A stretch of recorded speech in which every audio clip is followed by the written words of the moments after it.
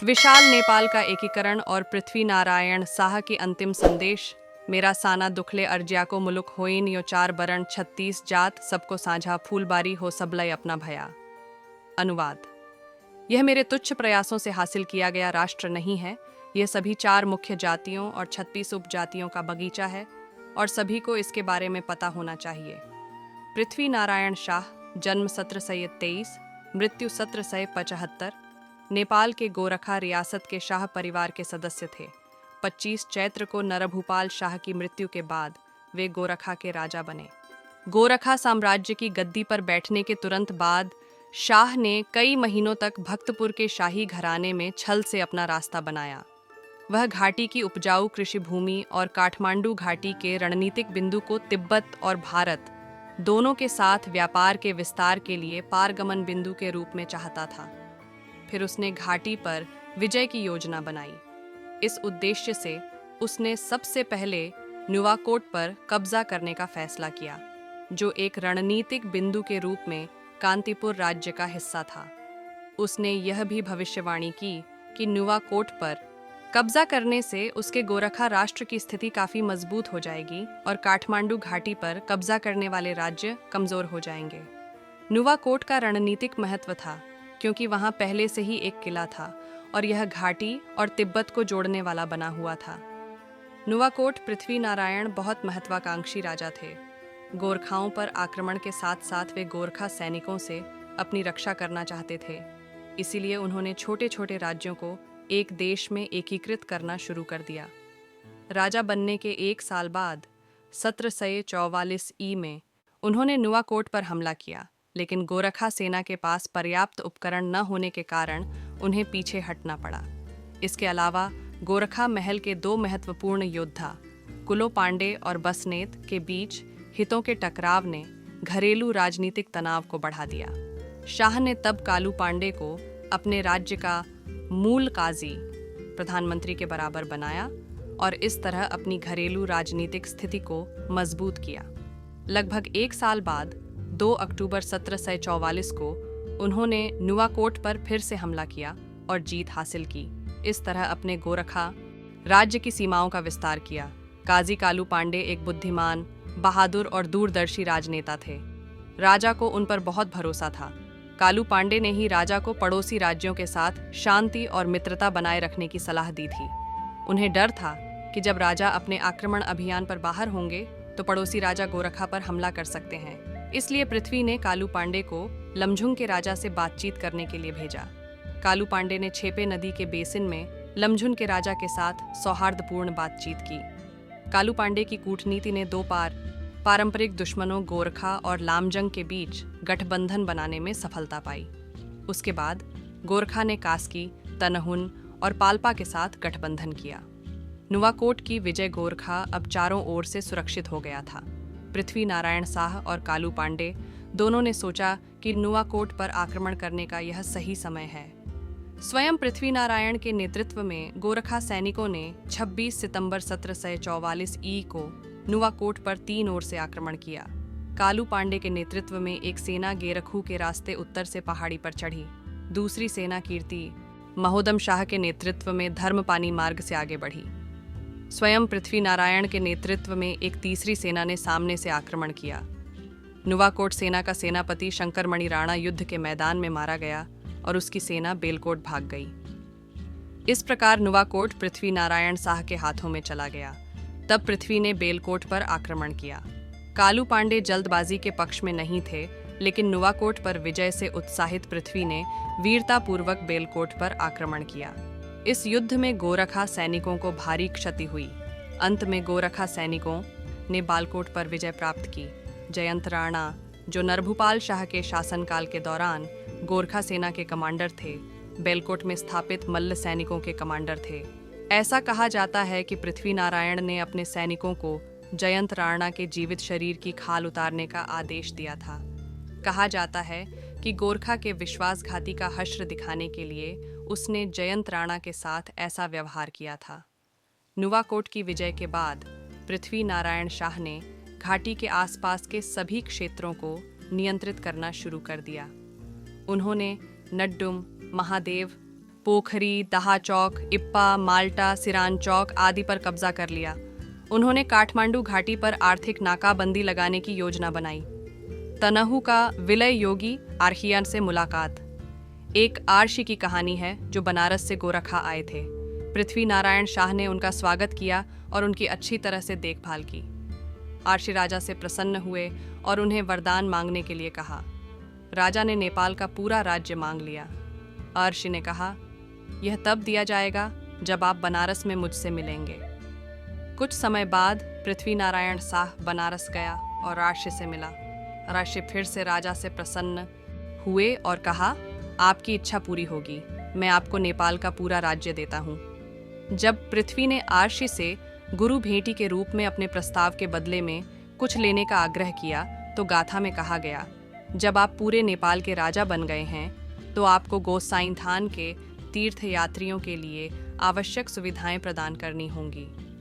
पृथ्वी नारायण ने तुरंत ऐसा करने का वादा किया और नेपाल लौट आया। लेकिन नेपाल के पूरे राज्य पर अपनी संप्रभुता स्थापित करने के बाद पृथ्वी नारायण शाह अपना वादा भूल गया। तब आर्षि पृथ्वी को अपना वादा याद दिलाने के लिए फिर से नेपाल आए। इसके बाद पृथ्वी ने धादिंग जिले से प्राप्त राजस्व को गोसाइंथान के तीर्थयात्रियों के लिए सुविधाएं प्रदान करने हेतु अलग रख दिया। कीर्तिपुर पर आक्रमण, लमझुंग, तनहु तथा अन्य पड़ोसी प्रदेशों पर अधिकार करने के बाद पृथ्वी नारायण शाह अपनी सेना के साथ घाटी पर विजय के लिए आगे बढ़े। उन्होंने सबसे पहले फरपिंग, बंदेगांव, सुनागांव, खोकाना तथा अन्य गांवों पर अधिकार किया। कालू पांडे, दलजीत शाह, दलमर्दन शाह, तुलाराम पांडे तथा वीरभद्र जैसे दिग्गज नेता और योद्धा उनके साथ थे। गोरखा सैनिकों ने कीर्तिपुर पर हिंसक हमला किया। 6 घंटे तक चले भयंकर युद्ध के बाद कीर्तिपुरियों तथा जयप्रकाश की सेना की संयुक्त सेना के हाथों गोरखा सैनिकों को करारी हार मिली। पृथ्वी नारायण शाह स्वयं बाल बाल बच गए। बलखू, कीर्तिपुर के युद्ध में वीर 44 वर्षीय कालू पांडे तथा 400 गोरखाली सैनिक मारे गए। गोरखा सैनिकों को भारी क्षति हुई तथा राजा सहित बचे हुए सैनिकों को नुवाकोट वापस लौटना पड़ा। मुस्लिम सेनाओं पर विजय गोरखाओं के आक्रमण से बचाव के लिए मकवानपुर के राजा दिग्बंधन सेन ने बंगाल के मुस्लिम राजा मीर कासिम से मदद की अपील की। Mir Qasim East India Company के खिलाफ युद्ध छेड़ने की तैयारी कर रहा था। उस समय मीर कासिम को दोस्तों की जरूरत थी। वह अपनी नई संगठित सेना का परीक्षण भी करना चाहता था। इसीलिए उसने दिग्बंधन सेन के अनुरोध को स्वीकार कर लिया और उसने 1763 ई में गुरगिन खान की कमान में अपने 2000 सैनिकों को भेजा। गोरखाओं ने गुरगिन खान की अच्छी तरह से सुसज्जित सेना को हरा दिया। मुस्लिम सैनिक युद्ध के मैदान से भाग गए और गोरखाओं ने उनके हथियार और गोला बारूद पर कब्जा कर लिया। मुसलमानों पर इस जीत ने गोरखाओं का मनोबल बढ़ाया और भारत के देशी राज्यों को गोरखाओं के मामलों में हस्तक्षेप करने से हतोत्साहित किया। मकवानपुर पर विजय मकवानपुर काठमांडू घाटी के दक्षिणी मार्गों को नियंत्रित करता था। पृथ्वी नारायण शाह ने इसे जीतकर कब्जा करने की सोची।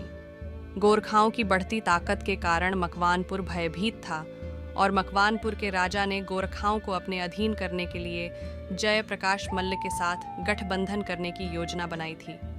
जब पृथ्वी नारायण शाह को यह पता चला तो उन्होंने कहार सिम्हा बसन्यत, बंसराज पांडे और रामकृष्ण कुंवर के नेतृत्व में एक सेना भेजी। 10 घंटे की लड़ाई में मकवानपुर की सेना पराजित हुई और उन्होंने 21 अगस्त 1762 ई को वीर गोरखाओं के सामने आत्मसमर्पण कर दिया। युद्ध में 100 गोरखाली और 400 मकवानपुर सैनिक मारे गए। फिर गोरखाओं ने हरिहरपुर, तिमलकोट और सिंधुलीकोट पर हमला किया और कब्जा कर लिया। ब्रिटिश सेना पर विजय काठमांडू के जयप्रकाश मल्ल पृथ्वी नारायण शाह की बढ़ती ताकत से चिंतित थे।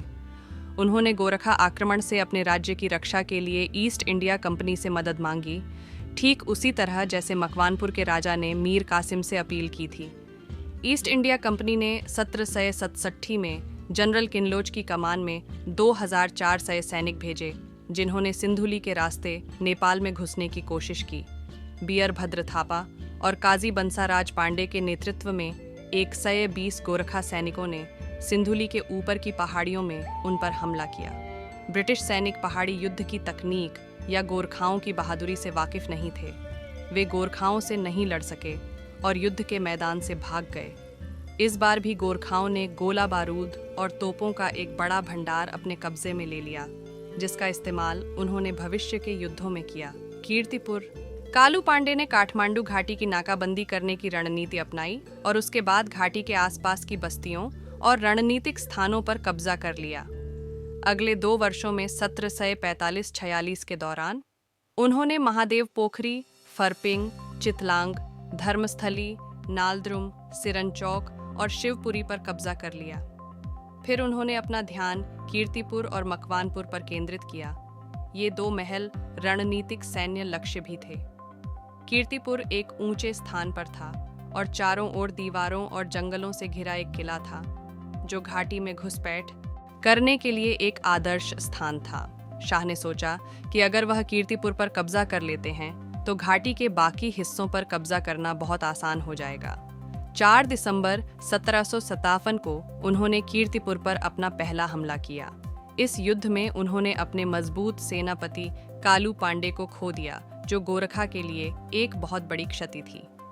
कालू पांडे ने उनसे कहा था कि कीर्तिपुर पर हमला करने का यह सही समय नहीं है। उनके शरीर को कीर्तिपुर में दफनाया गया था।